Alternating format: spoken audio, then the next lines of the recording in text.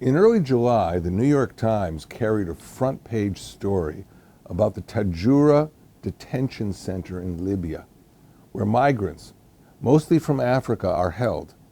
Tajoura is located 10 miles east of Tripoli, the capital of Libya. There have been well-documented details about human rights abuses in all the Libyan detention centers. There are reports of forced labor, rape, torture, starvation, and migrants who have been forced to carry arms for the Libyan militias. Last November, CNN even carried a filmed report showing a slave market where African migrants were being auctioned off. When the migration wave into Europe has been raised in the past, most observers focus on the refugees who came from wars in Syria and Iraq and sought to enter the European Union from the east. In contrast, most of the immigrants coming through the central Mediterranean route and entering Libya were from African states, particularly Niger, Egypt, Chad, Sudan, and Nigeria. What pushed the story about human rights abuses in Libya to the front page was an airstrike that hit Tajoura in early July of this year that killed 44 migrants and wounded 130. Back in 2008, the former Italian government signed a memorandum of understanding, an MOU, with the Libyan government, providing for cooperation to halt the wave of illegal immigration across the Mediterranean. The MOU specifically refers to the provision of temporary detention camps in Libya for the migrants. At the European level, the Italian-Libyan MOU was endorsed by the European Council.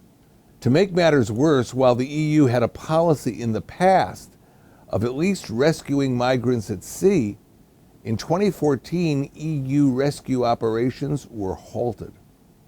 African migrants were left with one choice and one choice alone: the detention centers in Libya. This is why critics say the EU is complicit in creating the system of abuses in the Libyan camps. This is not a short-term challenge that can be dealt with by building prison camps along the Mediterranean shore. The population of Africa is expected to grow substantially in the next century. If Africa had a total population of 1.2 billion people in 2015, by the end of this century, it is expected to reach 4.5 billion. By mid-century, Nigeria alone will have a population that is larger than all the states in the European Union combined. According to The Economist, by 2025, the total population of Africa will exceed the population of China. What is needed is to address the factors pushing the migrants out of their countries in Africa toward Europe, because those numbers will inevitably rise. The strategy required must be based on making the African states that are chiefly sending their populations towards Europe more hospitable. These countries will require clean water, adequate food production, the latest technologies in animal husbandry. Their armed forces must be trained and directed to neutralize the terror groups making life impossible in parts of Africa.